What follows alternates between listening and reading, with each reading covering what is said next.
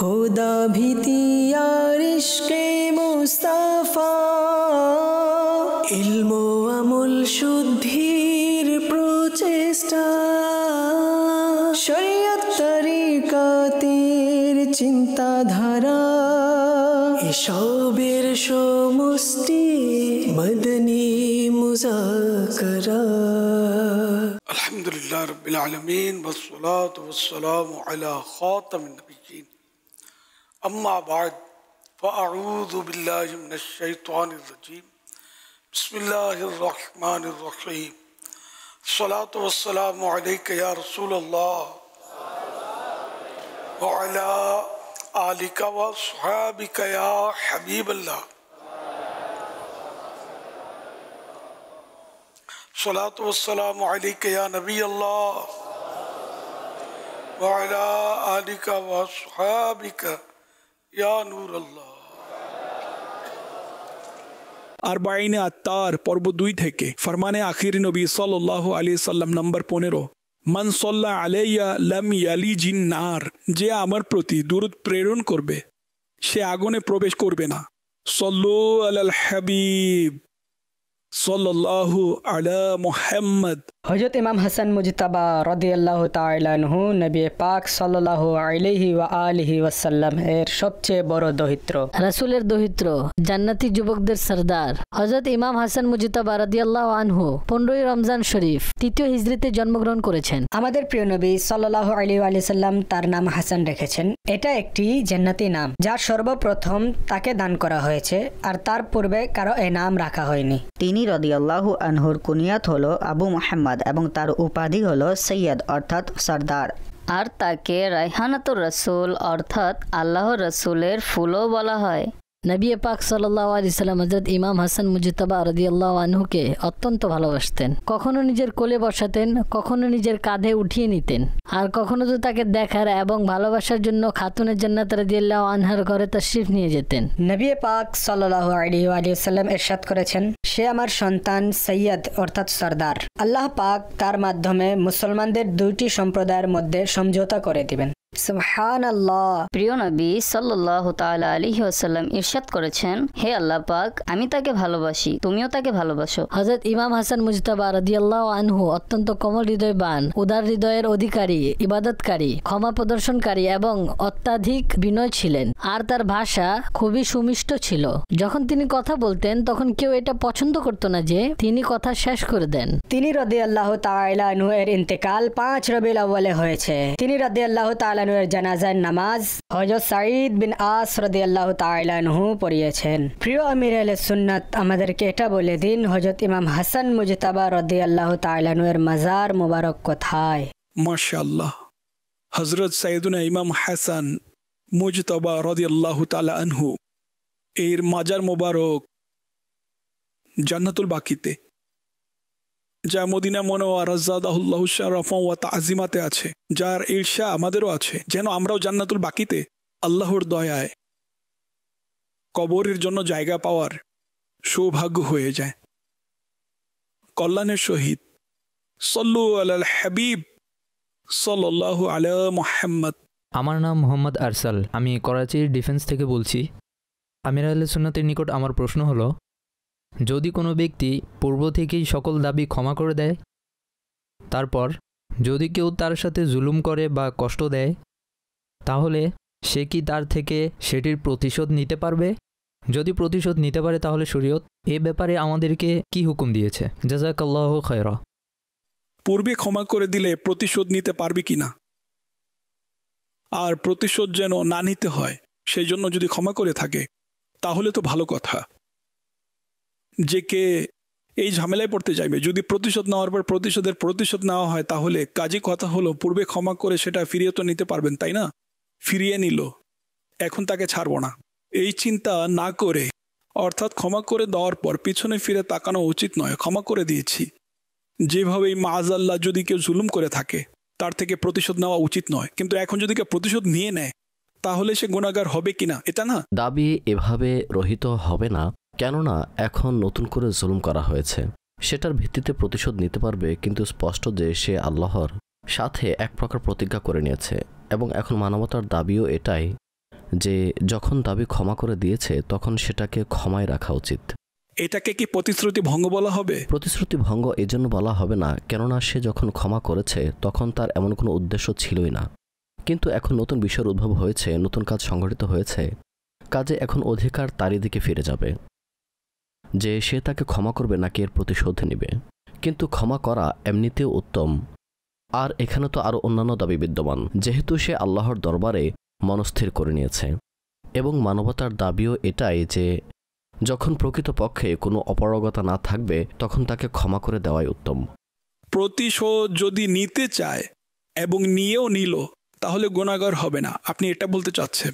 আমিও এটাই বলছি যে যখন ক্ষমা করে দিয়েছেন তখন পিছনে ফিরে তাকানো উচিত নয়, কেননা এখন প্রতিশোধ নেওয়ার পর পাল্টা প্রতিশোধ, এই ঝামেলায় কে জড়াবে? ক্ষমা করে দিয়েছেন মানে করে দিয়েছেন, যেই জুলুম সহ্য করা হয়েছে তার সব তো পাবেনি, তাই না? ক্ষমা কেন করেছিলেন? হ্যাঁ, প্রথমে ক্ষমা কেন করেছিলেন? প্রথমে ভেবে নিতেন যে অন্যায় হলে সহ্য করতে পারবো না, আল্লাহ সহ্য ক্ষমতা দান করুন। আলহামদুলিল্লাহ, আমার তো স্মরণে নেই কখন কোন দিন, অনেক বছর হয়ে গিয়েছে ক্ষমা করে দিয়েছি, অনেক বছর আলহামদুলিল্লাহ। আর স্মরণেও আসছে না যে আমি কারো থেকে প্রতিশোধ নিয়েছি। পূর্বেও আমার ঝগড়াটে স্বভাব, হানাহানি, মারামারি করা, মুখ ফাটিয়ে দিব, মাথা ফাটিয়ে দিব, এমন স্বভাব মোটেও ছিল না। আমি মার খেয়েছি। হুজুর, প্রতিশোধ নেওয়ার কি প্রকার এটাই যে তাকেও প্রত্যাহার করা হবে?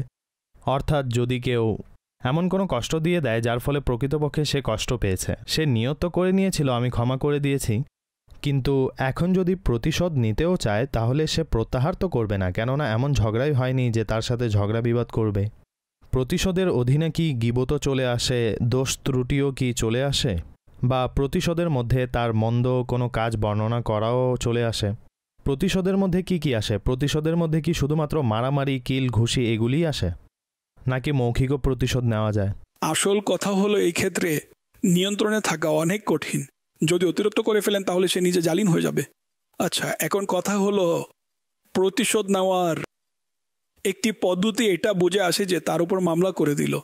নিজে আঘাত করার ক্ষেত্রে যে আঘাত করেছে তাকে আঘাত করার ক্ষেত্রে ততটুকুই আঘাত করা যাবে নিয়ন্ত্রণে থেকে।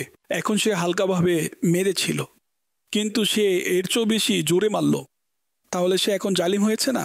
সে প্রয়োজনের চেয়ে বেশি মেরেছে তাকে, অর্থাৎ ইকুয়াল হয়নি।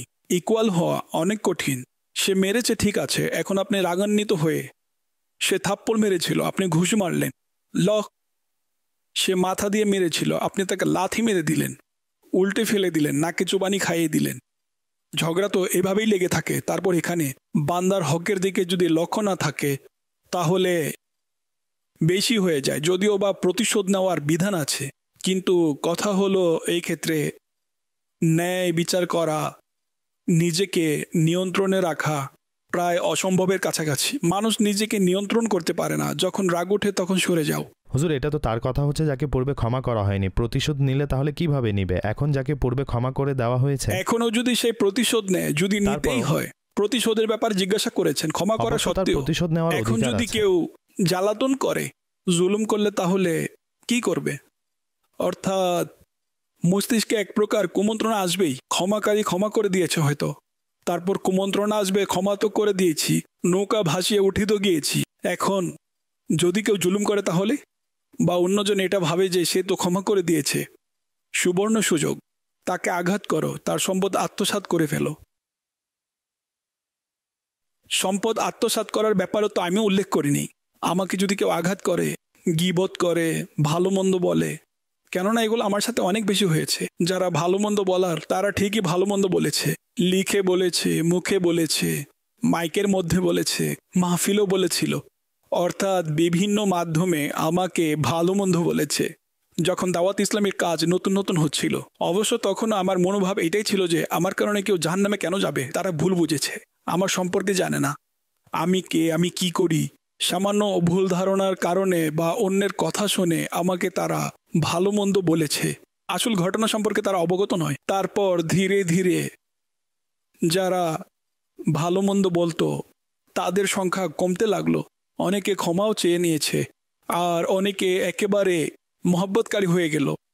এমনও হয়েছে, কেননা আমি প্রতিশোধ নিতাম না, তারা মাইকে বলতো, আমার কাছে তো এর চেয়েও বড় বড় মাইক ছিল সেই দিনগুলোতেও। স্পষ্ট যে তাদের মাহফিল যদি এতটুকু হয়, তখন আমার মাহফিল হতো সমুদ্রের জোয়ারের নেই। এক সময়ে প্রচুর মানুষ হতো, মসজিদ ভরে যেত, মসজিদগুলোতে জায়গা পাওয়া যেত না। যদি আমি বিরোধিতা করতাম তাহলে আমার মসজিদও শূন্য হয়ে যেত, তাই না? আরে এ তো ঝগড়াটে। আমি তো ভেবেছিলাম আমাদেরকে সুন্নত শেখাবে। চাদর বিছিয়ে বসে আছে, অমুক আমাকে এটা বলেছে, অমুক আমাকে ওইটা বলেছে, অমুক এমন এমন। এটাই তো হচ্ছে। যারা মাইকে একে অন্যের বিরোধিতা করছে তারা ভুল করছে, বলা উচিত নয়। নিজের ব্যক্তিগত কোনো কারণে নিজ স্বার্থে কাউকে বলা, ভুল ধারণার বশীভূত হয়ে কাউকে ভালো মন্দ বলা, অর্থাৎ তার ব্যক্তিত্বকে নিয়ে বা তার চরিত্রের উপর আঙ্গুল উঠানো ইত্যাদি। হ্যাঁ, যদি কারো আকীদার ব্যাপারে মতানৈক্য থাকে, ইমানের ব্যাপার স্যাপার হয়, এই ক্ষেত্রে যদি কেউ বলে, এখানে আমার উদ্দেশ্য এটা নয়, আমি ব্যক্তিগত কথা বলছি, ব্যক্তি স্বার্থে না বলা, ভুল ধারণার ফাঁদে পা না দেওয়া, ক্ষমা করার ক্ষেত্রে মন বড় রাখা উচিত।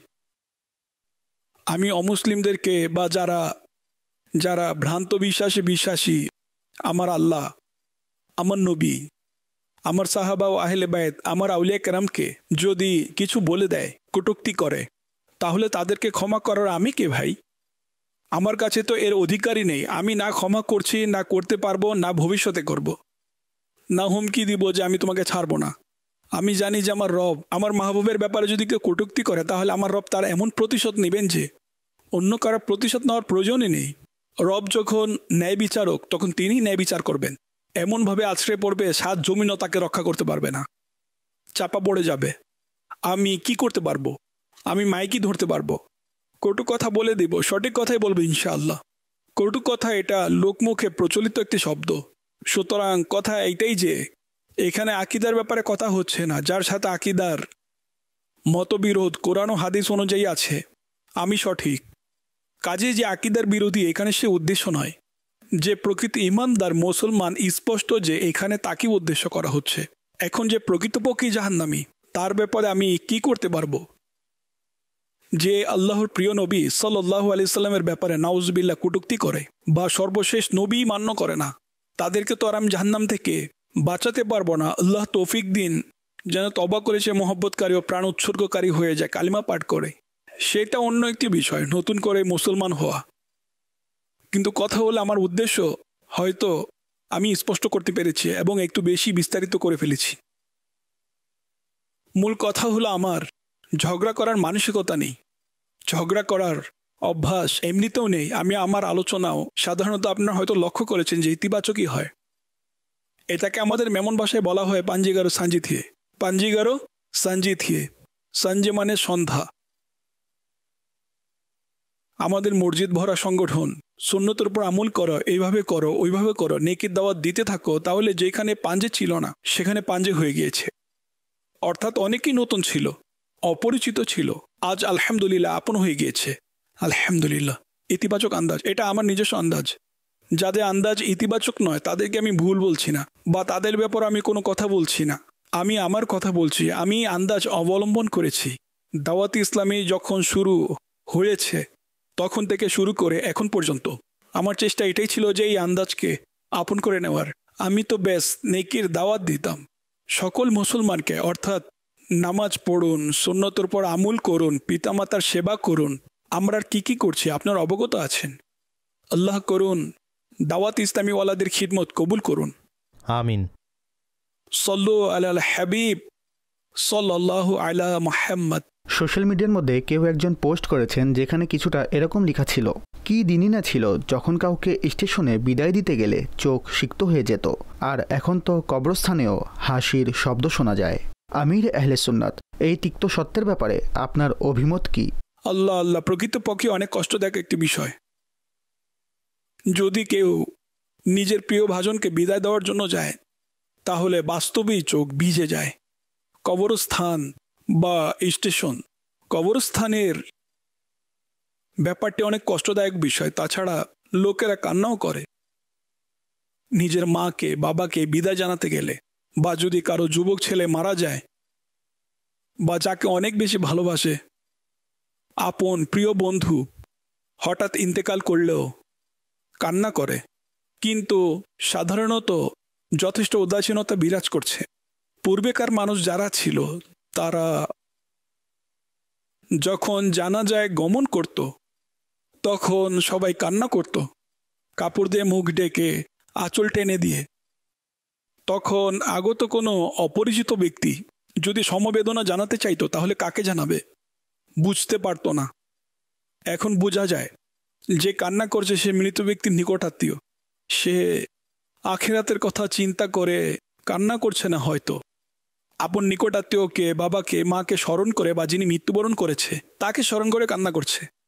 অতীতে মানুষ মৃত ব্যক্তিকে নয় বরং নিজের মৃত্যুর কথা স্মরণ করে কান্না করত, কিন্তু বর্তমানে এমন পরিবেশ প্রায় না থাকারই নামান্তর। এখন তো মানুষ ঘড়ি দেখে কখন শেষ করে বিদায় নিব, মাওলানা ফাতেহা লম্বা করে ফেলেছেন, শেষ করছেন না, আমাদের কাজের সময়। এমনও সম্ভবত হয়ে থাকে। এমন হওয়া উচিত নয়, কেননা কবর দেখে মানুষের নিজের মৃত্যুর কথা স্মরণ করা উচিত। কারো দাফন দেখে ভাবুন যে তাকে দাফন করা হচ্ছে, নিজের দাফনের কথাকে স্মরণ করুন যে একটি সময় এমন আসবে যখন আমাকেও কবরে নামিয়ে দেওয়া হবে। এমনকি যেমন ধরুন যখন আজান হয় তখন যেভাবে রমজান মাসে বিশেষ করে এমনি তো এক প্রকার ভাবনাময় চিন্তাময় বাতাস বইতে থাকে, তদ্রূপ আজান হলে আমি মাঝে মধ্যে বসে থাকি, তখন আমার সেই দৃশ্য মনে পড়ে। একটি সময় আসবে যখন আমি কবরের মধ্যে শুয়ে থাকব এবং আমার কবরের পাশে আজান দেওয়া হবে। তখন মাঝে মধ্যে কমলতা ছেয়ে যায় যে সেই মুহূর্ত, এখন তো আমি এখানে বসে আছি, কি অবস্থা হবে কবরে যখন নামানো হবে, মাটি দেওয়া হবে, বাঁশ দেওয়া হবে, আওয়াজ দেওয়া হবে, এইদিকে ছিদ্র আছে, ওইদিকে মাটি দাও, ওইদিকে মাটি দাও, তারপর আজান আর আজান, এখানে আজান আর সেখানে আজান। এগুলো নিয়ে আমি মাঝে মধ্যে চিন্তা করে থাকি।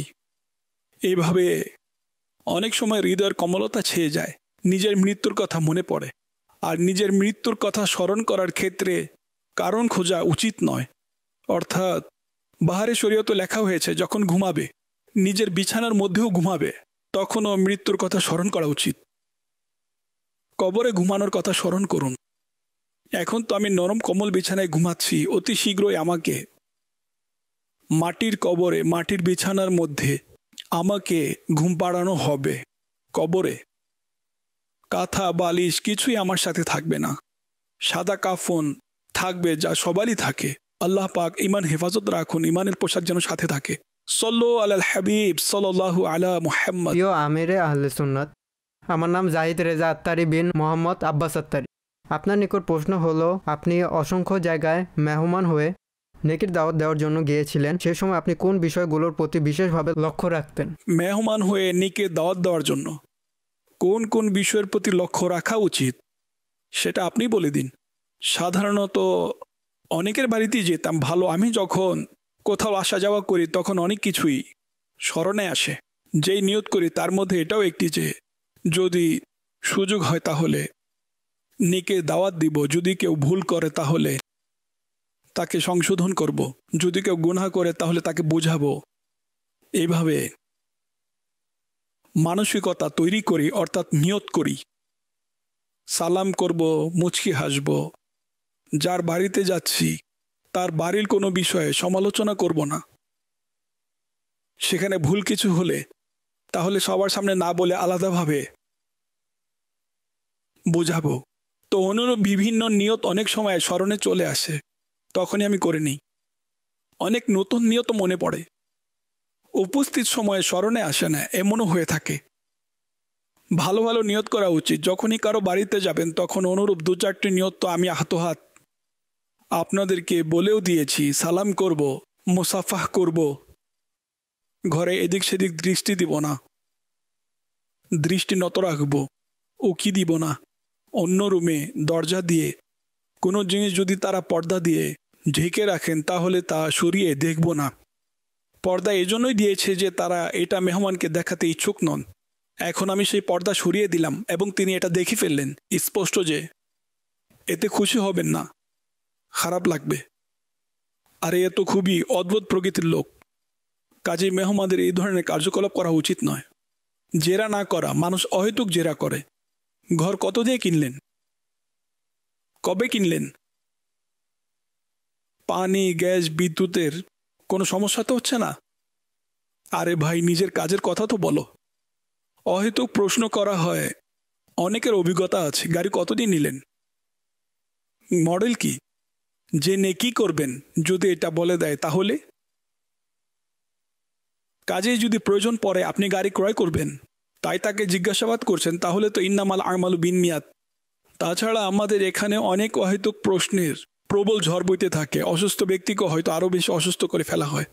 কি হয়ে গিয়েছে? হ্যাঁ, আমার অমুক আত্মীয়রও হয়েছিল, সুস্থ হতে অনেক সময় লেগেছিল, আল্লাহ করুন যেন আপনি দ্রুত সুস্থ হয়ে যান। এমনিতেই বেচারা অসুস্থতায় ভুগছে, আপনি তাকে আরও ভয় দেখিয়ে দিলেন, আতঙ্কে ফেলে দিলেন। বলা যায় না আর কি কি, এই ওষুধ ওই ওষুধ, ডাক্তারকে অমুক ডাক্তার ভালো, এই ডাক্তার ভালো নয়, ইত্যাদি ইত্যাদি। আর নানান ধরনের কথাবার্তা চলতে থাকে। ক্ষত হলে কতটি সেলাই লেগেছে, এখন পর্যন্ত কতটি স্যালাইন লেগেছে, কতগুলো স্যালাইন লেগে গিয়েছে, ইঞ্জেকশন, আরে রে রে কতগুলো ইঞ্জেকশন লেগেছে। লোকেরা কি কি প্রশ্ন করে বেড়ায়। স্পষ্ট যে আমার অভিজ্ঞতা আছে। লোকেরা নানান প্রশ্ন করতেই থাকে, অহেতুক কথা বলতেই থাকে। কেউ মারা গেলে কিভাবে হয়েছে, কি হয়েছিল, কিভাবে মারা গেল, কি হয়েছিল। আরে ভাই, মারা গিয়েছে, এখন ইসালে সওয়াব করুন, সমবেদনা জানান, ধৈর্য ধরুন, সাহস রাখুন, এই ধরনের কথা বলা উচিত। কি হয়েছিল আর কেন হয়েছিল ইত্যাদি। অহেতুক প্রশ্ন কোনো কারণ ব্যতীত না করাই শ্রেয়। আমাদের এখানে এটাই হয়ে থাকে দুর্ভাগ্যবশত। মৃত ব্যক্তির পরিবারের সদস্যরাও হয়তো উত্তর দিতে দিতে ক্লান্ত হয়ে পড়ে। উত্তর দিতে দিতে কি কি উত্তর দিবে আর কাকে কাকে উত্তর দিবে, ব্যাস এই ধরনের প্রশ্ন করতেই থাকে, প্রশ্নের শেষ নেই। সল্লু আলাল হাবিব সাল্লাল্লাহু আলা মুহাম্মদ। এসবের সমষ্টি মদনী মুযাকারা। আসরের নামাজের পর থেকে সূর্যাস্তের পূর্ব পর্যন্ত চলতে ফিরতে, উঠতে বসতে, কাজ করতে করতে বা শুধু বসে থেকে অসংখ্যবার এই নাম মোবারক, আল্লাহ পাকের এই নাম পাঠ করতে থাকুন শুরু ও শেষে, এবং মাঝখানেও দুরূদ শরীফ পাঠ করে নিন। ইনশাআল্লাহুল কারীম সকল কাজ হয়ে যাবে।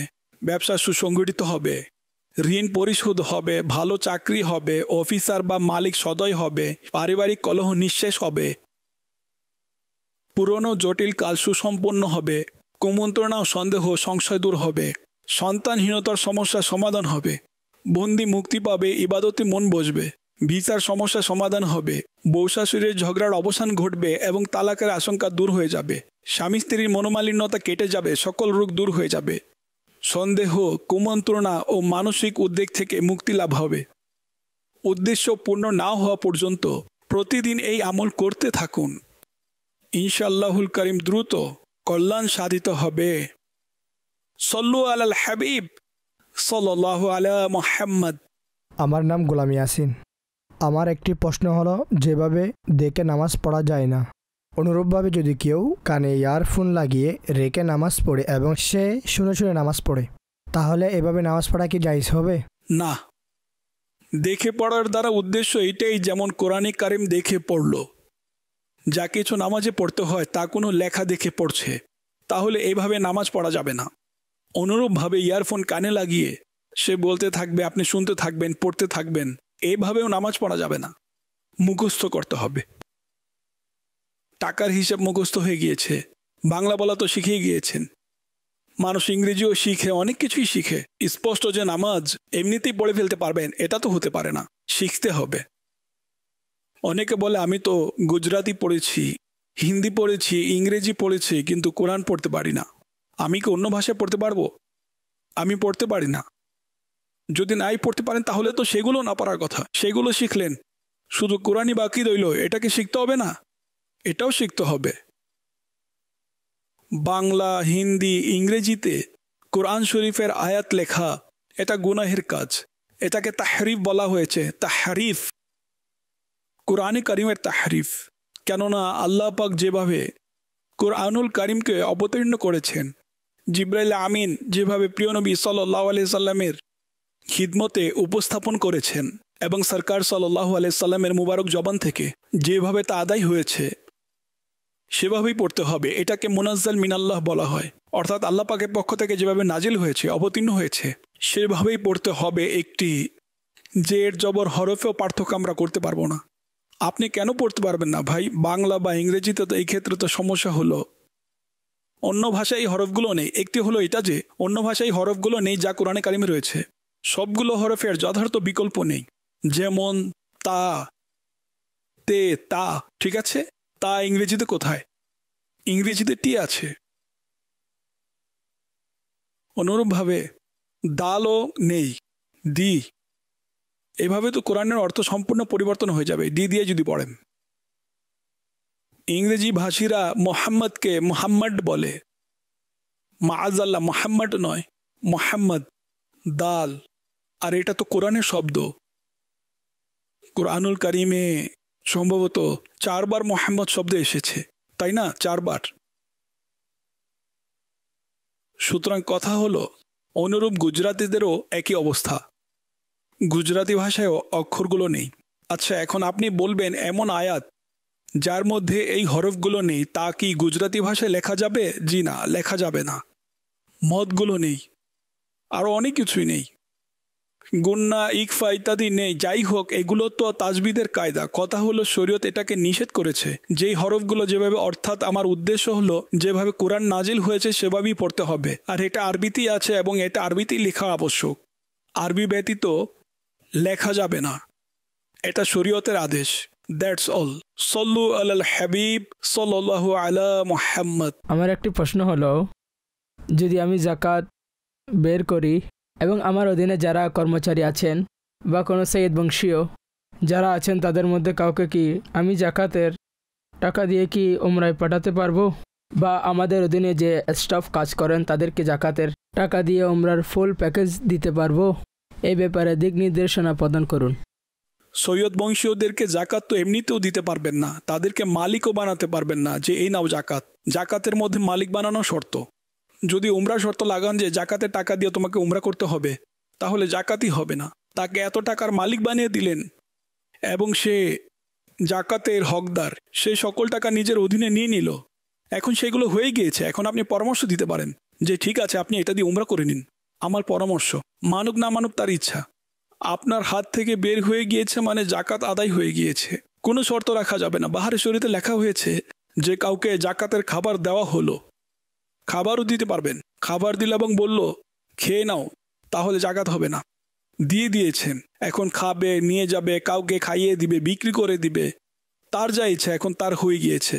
তাকে মালিক বানানো শর্ত। জাকাতের ক্ষেত্রে ব্যক্তি মালিকানা এটা আবশ্যক। ব্যক্তিকে সেটার অনার বানাতে হবে, মালিক বানাতে হবে। সল্লু আলাল হাবিব সাল্লাল্লাহু আলা মুহাম্মদ। আমার নাম মোহাম্মদ জামাল রেজা। আমি স্বর্ণের ব্যবসা করি। আমি আহলে সুন্নতের নিকট জাকাত সম্পর্কিত। আমার একটি প্রশ্ন হলো, আমরা যে জাকাত আদায় করে থাকি সেই জাকাত আমরা পুরো বছর কর্মচারীদেরকে যেভাবে বেতন দিয়ে থাকি সেভাবে আমরা মাসিক অনুযায়ী আদায় করে থাকি। তারপর যখন আমরা পুরো বছরের জাকাত হিসাব করি তখন সেক্ষেত্রে আমাদের অতিরিক্ত টাকা চলে যায়। যেমন বাৎসরিক জাকাতের নির্দিষ্ট একটি অ্যামাউন্ট আসে, তখন তার চেয়ে বেশি চলে যায়। এমত অবস্থায় কি অতিরিক্ত টাকা আগত বছরের জাকাতের মধ্যে সমন্বয় করা যাবে? এই ব্যাপারে আমাদেরকে নির্দেশনা দিয়ে দিন, জাযাকাল্লাহু খায়রান। এইভাবে জাকাত আদায় হয়ে যাবে এবং পরবর্তী বছরেও সমন্বয় করা যাবে। অগ্রিম আদায় হয়ে গিয়েছে, আর এটা অগ্রিমই আদায় করা উচিত। জাকাত এটাই উত্তম পন্থা। বুজুর্গদের রীতিও এটাই ছিল। এমন যেন না হয় একদিনও আমাদের বেশি হয়ে গিয়েছে, এর পূর্বেই যেন আদায় হয়ে যায় জাকাত। এখন এই ক্ষেত্রে কথা হলো, যার জাকাত পরিপূর্ণ আদায় হয়নি, মাসিক আদায় করছে কিন্তু পরিপূর্ণ আদায় হয়নি, তাহলে এখন একসাথে হিসেব করে জাকাতের মধ্যে যত ঘাটতি আছে তাহলে ওই সমস্ত সব জাকাত এখন একসাথে আদায় করতে হবে। এখন মাসিক বা সপ্তাহে সপ্তাহে নয়, কেননা এখন তার উপর জাকাত ফরজ হয়ে গিয়েছে। আর এখন কারণ ব্যতীত বিলম্ব করা গুনাহ। সল্লু আলাল হাবিব সাল্লাল্লাহু আলা মুহাম্মদ। সাল্লাল্লাহু আলা মুহাম্মদ, সাল্লাল্লাহু আলা মুহাম্মদ, সাল্লাল্লাহু আলা মুহাম্মদ, সাল্লাল্লাহু আলা মুহাম্মদ। ভাই দ্রুত হাঁটুন, জামাতের সময় হয়ে গিয়েছে। আজ এমনিতেও অনেক দেরি হয়ে গিয়েছে। অনেক ধীরে ধীরে হাঁটছেন। আপনার শরীর ঠিক আছে তো? সুগারের ওষুধ খাচ্ছি, তাই এমন হচ্ছে। সুগারের ওষুধ? জি।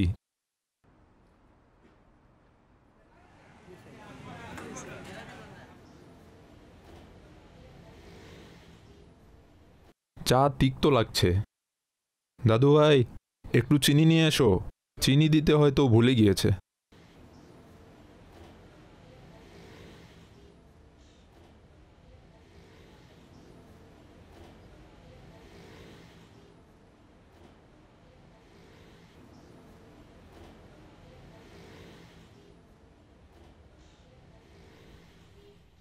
নামাজের জন্য আসার পথে সময় কম ছিল। 1 মিনিট দাঁড়ান।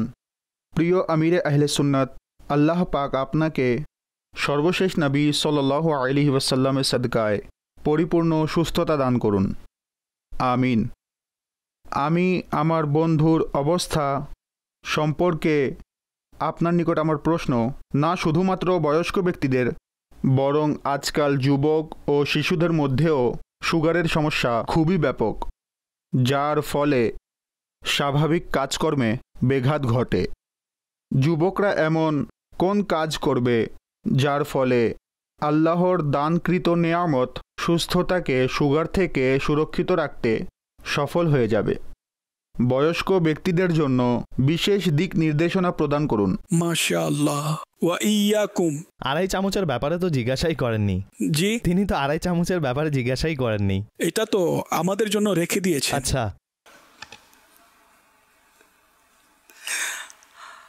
তিনি আমাদেরকে প্রশ্ন আকারে দেখিয়েছেন।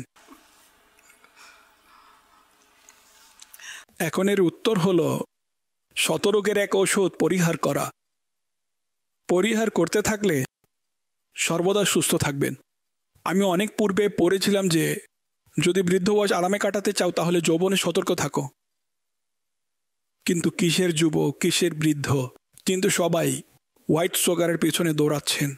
এটাকে যদি সুইট পয়জন, মিষ্টি বিষ বলি তাহলে হয়তো ভুল হবে না। অর্থাৎ এটা এত বেশি বিপজ্জনক। হোয়াইট সুগার, আমরা ব্যক্তিগতভাবে আমাদের এখানে হোয়াইট সুগারের ব্যবহার আমাদের এখানে করি না। যতটুকু পর্যন্ত আমার কথা চলে, আমরা চা পান করি, তাও গুড়ের, তাও অনেক অল্প পরিমাণে। তো গুড়ে এত বেশি সমস্যা হয় না। কিন্তু যে সুগারের রোগী আছেন তার জন্য গুড় তো পরের কথা, মধু ক্ষতিকারক। এক প্রকার মধু আছে, সম্ভবত বড়ই ফুলের মধু। বড়ই ফুলের মধুর মধ্যে মিষ্টতা কম থাকে, এর মধ্যে সুগার কম থাকে বলা হয়।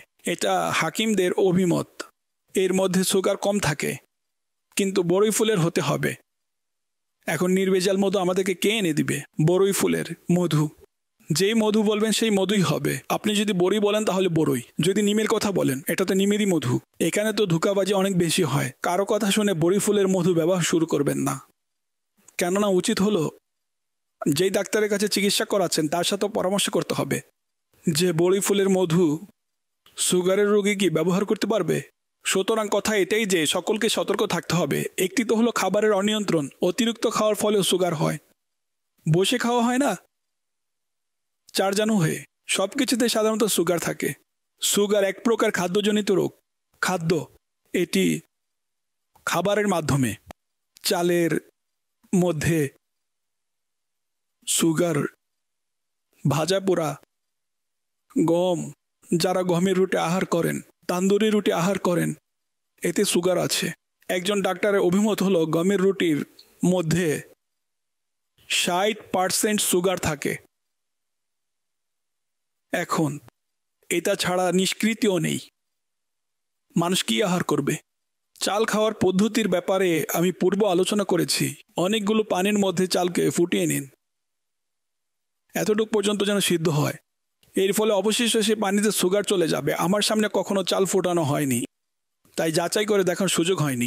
ডাক্তারের অভিমত হলো এর মধ্যে মিষ্টতা চলে আসে এবং আমি পরীক্ষা করেছি পানি মিষ্টি হয়, সেটার মধ্যে কিছুটা মিষ্টি ভাব থাকে, এটার মধ্যে সুগারের মিষ্টতা চলে যায়। এই ভাত সুগার বৃদ্ধি করবে না, সুগারের রোগীরাও খেতে পারবে ডাক্তার সাহেবের অভিমত অনুযায়ী। ডাক্তারও কোনো ভুয়া ডাক্তার হলে চলবে না, অর্থাৎ কোয়ালিটিপূর্ণ ডাক্তার, তার অভিমত। আরও অনেকের মাধ্যমে অবগত হয়েছি। আমি এখনই পরামর্শ দিব আপনি যে ডাক্তারের মাধ্যমে চিকিৎসা করাচ্ছেন অর্থাৎ সুগারের, সেই ডাক্তারের সাথে পরামর্শ করে নিন। এর মধ্যে অধিক সতর্কতা। আচ্ছা, তারপর কথা হলো, এক তো হলো এই জিনিসগুলোর দ্বারা সুগার হয়। আচ্ছা, তারপর মিষ্টি খাবার, চায়ের ক্ষেত্রে এটাই উপযুক্ত যে যার সুগার বেশি তাকে চিনি ছাড়াই পান করতে হয়। মিষ্টি ব্যতীত চা, এটা একটু মানিয়ে নিতে হবে। তাছাড়া অল্প অল্প দেওয়া যাবে না। স্পষ্ট যে ঔষধ কতটুকু হয় আর বিষ কতটুকু হয়, সামান্যই তো থাকে, কিন্তু ক্ষতি করে ফেলে। ঔষধ উপকার করে, ট্যাবলেটও তো এতটুকুই হয়। কাজেই কথা হলো সতর্ক থাকতে হবে। হোয়াইট সুগার থেকেও বাঁচতে হবে, অন্যান্য মিষ্টি জাতীয় জিনিস থেকেও বাঁচতে হবে। এখন এমন চিনিও পাওয়া যাচ্ছে যা অর্থাৎ সুগারের রোগীরাও খেতে পারবে, কিন্তু এটাই জানি যে সুগার প্রকৃতপক্ষেই ক্ষতিকারক হয়, এটার সাইড এফেক্ট হয়। চায়ের ট্যাবলেটও পাওয়া যায়, আমি নাম নিচ্ছি না, বলা যায় না এটা কমন নাম নাকি কোম্পানির নাম। কোম্পানির নাম হলে তো বলার ক্ষেত্রে ঝামেলা সৃষ্টি হবে। চায়ের মধ্যে মেশানো হয়, হয়তো অনেক কোম্পানি বানায়, চায়ের মধ্যে মেশানোর ফলে চা কিছুটা মিষ্টি হয়ে যায়, কাজ আদায় হয়ে যায়, কিন্তু পরে বোঝা যায় যখন ব্রেনের মধ্যে অ্যাটাক করে বসে, মস্তিষ্কের মধ্যে ক্ষতি করে। ওয়াল্লাহু আলম। কাজেই এভাবে করা মোটেও উচিত নয়। চায়ে কম চিনি, যাদের বেশি সুগার, যাদের কম আছে তারা তো চিনি আমি সুস্থ মানুষের জন্য সাপোর্ট করব না। ঘরে মিষ্টি জাতীয় জিনিস অনেক বেশি তৈরি করা হয়, আর সেগুলোতে আল্লাহর বান্দারা সুগার অনেক ব্যবহার করে থাকে। এমন নয় যে ঠিক আছে হালকা চিনি ব্যবহার করলেন। আমি লক্ষ্য করেছি অনেকেই মিষ্টির উপর মিষ্টি, এত মিষ্টি হয় যে বলার ভাষা নেই। কমপক্ষে এতটুকু তো করুন ভাই, যে আপনি পাত্রে 4 চামচ দিতেন সেটাকে 2 চামচ করে দিন, 1 চামচ দিন। একজন ইসলামী ভাই অনেক মিষ্টি চা পান করতেন, চায়ের কাপ নিতেন ডাবল সুগার। আমি বললাম ভাই এটা কি করছেন, ডায়াবেটিস হয়ে গেলে কি করবেন? তারপর তিনি চিনি যথোপযুক্ত করে নিয়েছিলেন। এক ইসলাম ভাই ছিলেন, তিনি খাবারের টেবিলে, খাবারের দস্তরখানায়, আমি ড্রিঙ্কসের নাম নিব না, হয়তো বা কোম্পানি কেস করে দিতে পারে, তো কোল্ড ড্রিঙ্কসের পুরো বোতল তিনি সামনে রাখতেন খাবারের টেবিলে। পানির বদলে তিনি ড্রিঙ্কস পান করতেন, এখনো হয়তো পান করেন, বুঝলেন? বেচারা ডায়াবেটিস এমনভাবে বেড়েছে, বেশ বলার ভাষা নেই, তার সমস্ত ড্রিঙ্কস বের হয়ে গিয়েছে।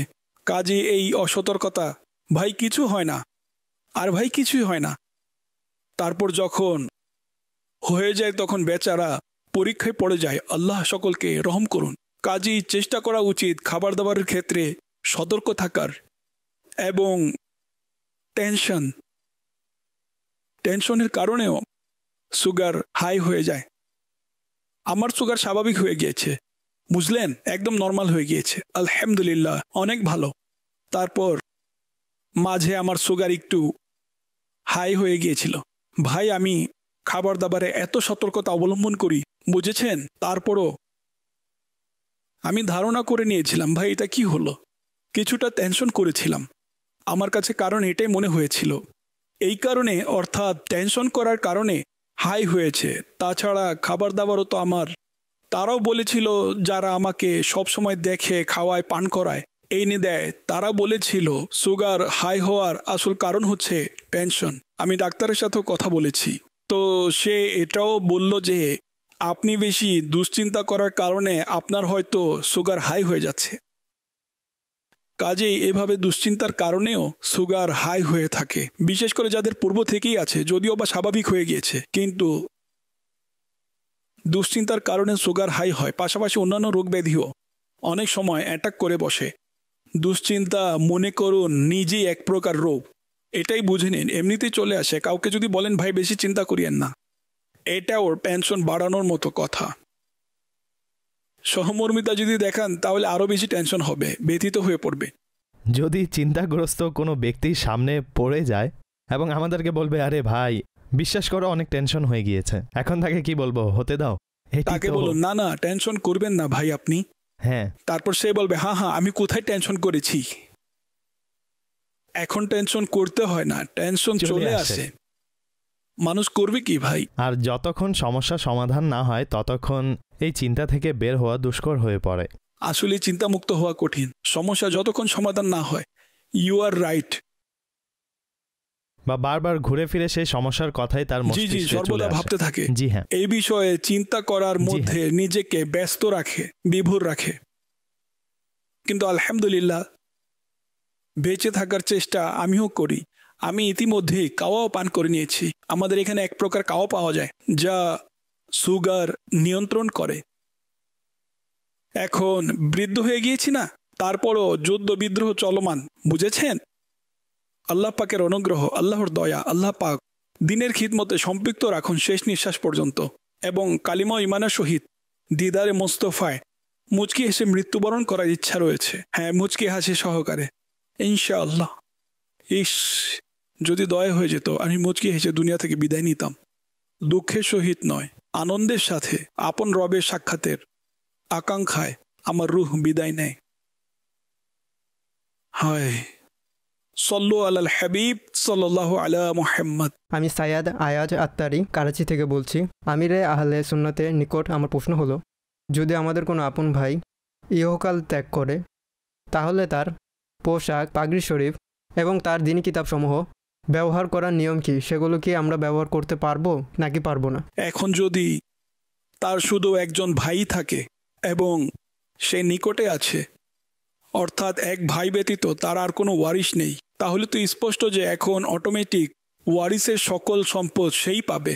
যখন আর কোনো এমন আত্মীয় থাকবে না যে উত্তরাধিকারীর সম্পত্তি পাবে, তাহলে সে ব্যবহার করতে পারবে। তাছাড়া তার অন্যান্য যে নিকটবর্তীরা আছে যাদেরকে বিরাসত দিতে হবে, আর তারা সকলে যদি প্রাপ্তবয়স্ক হয় এবং তারা অনুমতি দেয় যে ঠিক আছে তুমি ব্যবহার করো, তাহলে ব্যবহার করতে পারবে, তাছাড়া নয়। সাল্লু আলাল হাবিব সাল্লাল্লাহু আলা মুহাম্মদ। আব্দুল জব্বার জাফরওয়াল থেকে তিনি প্রশ্ন করেছেন, যদি কোনো ব্যক্তি 4 রাকাত নামাজে ফরজ বা নফলের নিয়ত করে 2 রাকাত পড়ার পর অবশিষ্ট 2 রাকাত বসে পড়া শুরু করে দেয়, তাহলে শরীর বিধান কি হবে? নামাজ কি হয়ে যাবে? সে 4 রাকাত ফরজের নিয়ত করেছে, তাহলে সেক্ষেত্রে এখন সে 2 রাকাত বসে পড়তে পারবে না, কেননা ফরজের ক্ষেত্রে প্রতি রাকাতে কিয়াম করাও ফরজ। কাজেই বসে পড়তে পারবে না যখন সে দাঁড়াতে সক্ষম। তো এখন সে অকারণে অলসতাবশত বা ক্লান্ত হয়ে গিয়েছে বলে বসে পড়ে, তাহলে তার নামাজ হবে না। যদি নফল হয় 4 রাকাত, তাহলে প্রথমে কায়দা করে এখন সে বসে বসে পড়ছে, তাহলে এইভাবে বসে বসে 2 রাকাত পড়াতে সমস্যা নেই। 4 রাকাতই যদি বসে বসে পড়ে তাহলে সমস্যা নেই, নফলের ক্ষেত্রে সওয়াব অর্ধেক হয়ে যাবে। অনুরূপভাবে এর সওয়াবের মধ্যে শেষে যে 2 রাকাত বসে পড়েছে তার ক্ষেত্রেও সওয়াব কম হয়ে যাবে, অর্ধেক হয়ে যাবে। সল্লু আলাল হাবিব সাল্লাল্লাহু আলা মুহাম্মদ। SMS এর মাধ্যমে আব্দুল মজিদ প্রশ্ন করেছেন, যখন সল্লু আলাল হাবিব বলা হয় তখন আমিরে আহলে সুন্নাত দুরূদ শরীফ পাঠ করার পর বুকে হাত রাখেন, এটা কেন করেন? বুকের মধ্যে হাত মারি, হাত রাখেন। আচ্ছা আচ্ছা, তো বিষয়টি হলো তুর্কির যে আশিকানে রাসূল আছেন তাদের ব্যাপারে যখন আমি জানলাম যে তারা এইভাবে করেন, সম্মানসূচক চুমু দেওয়ার ব্যাপারে বলতে পারি না, ব্যাস তারা এইভাবে করেন, হাত রেখে সামান্য ঝুঁকে দুরূদ শরীফ পড়েন সম্মান ও তাজিমের সাথে। এই কাজটি আমার ভালো লেগেছে, ভাবলাম আমিও করব।